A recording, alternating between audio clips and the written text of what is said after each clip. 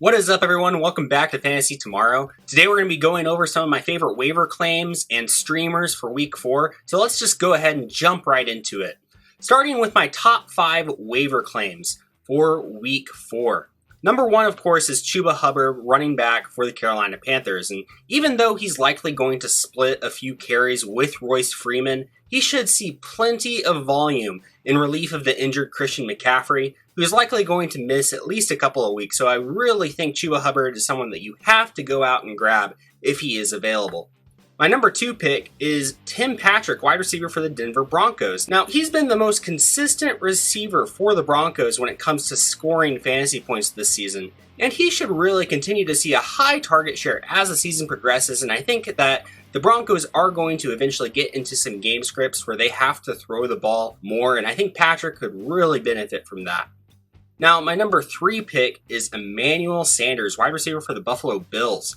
Now, Sanders is the clear-cut wide receiver 3 for the Bills. And though you likely won't be able to count on him to produce consistently for you this season, there is going to be value to Josh Allen's third weapon in that potent Buffalo Bills offense, especially as bye weeks start to hit, and I really think Emmanuel Sanders could be a good pickup for you. Now, my number 4 guy, I'm not super excited about him, but I think he's worth a look, especially if you're hurting for a running back, and that is Peyton Barber, running back for the Las Vegas Raiders. Now, Josh Jacobs has missed a couple of games, he's a bit banged up, and because of that, Barber really saw the lion's share of the carries for the Raiders in Week 3 and was able to put up some huge numbers. If Jacobs misses any more time, Barber will be a valuable asset to have.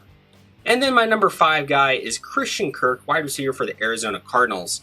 While Rondale Moore has gotten all of the buzz, especially in the last couple of weeks, he kind of wasn't that great in Week 3, and I think he'll still have value this season. But Christian Kirk has quietly been having a really solid start to the season. In fact, he saw 8 targets in Week 3, which was more than DeAndre Hopkins, which is just incredible.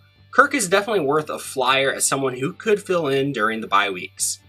Now, let's move on to my favorite quarterback and tight end streamers. Now, starting with quarterbacks, this is a repeat from one of my guys last week, and that's Sam Darnold, quarterback for the Carolina Panthers. He's going up against the Dallas Cowboys this week, and Dallas has really had a defense that offenses can pick apart. And I think Darnold's going to continue to play well in this matchup, and I'd be really comfortable streaming him. He did well last week, he's done well the weeks prior, and I think he's going to do well this week for you.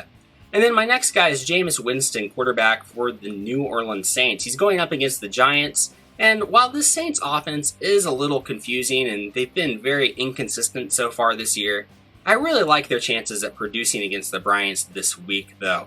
And I think Jameis has a certain recklessness to him that makes him a really high-risk but high-reward option if you're willing to give him a shot.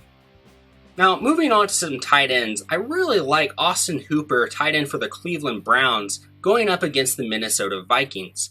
And Hooper's really become a consistent receiving option for the Browns, especially now that Landry is hurt and is going to be out for a little bit.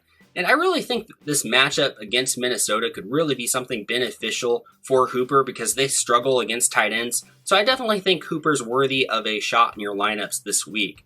And then my final guy here is Pat Freirmuth, tight end for the Pittsburgh Steelers. He's going up against the Green Bay Packers, and Freirmuth is a bit of a deeper pick, but the Packers just surrendered 92 yards to George Kittle, and while Freirmuth is not George Kittle, I do think he's going to be able to produce in this game because the Steelers receiver corps is banged up, and someone is going to have to catch the ball. And with the way that Ben Roethlisberger is playing, I think that player is going to be in the mid to short part of the field, which is right where Freirmuth should be. And Freirmuth has really been just slowly becoming more and more involved in the offense. He had a touchdown last week, and I think that he's worthy of a shot or a flyer if you're willing to take a risk or are in a deeper league and are just looking for any tight end that offers a little bit of upside. Alright guys, so here's a review of my favorite waiver claims and my favorite quarterback and tight end streamers. And if you guys would like, you can download your own copy of this to help you prepare for week 4 and setting your lineup and of course putting in those waiver claims.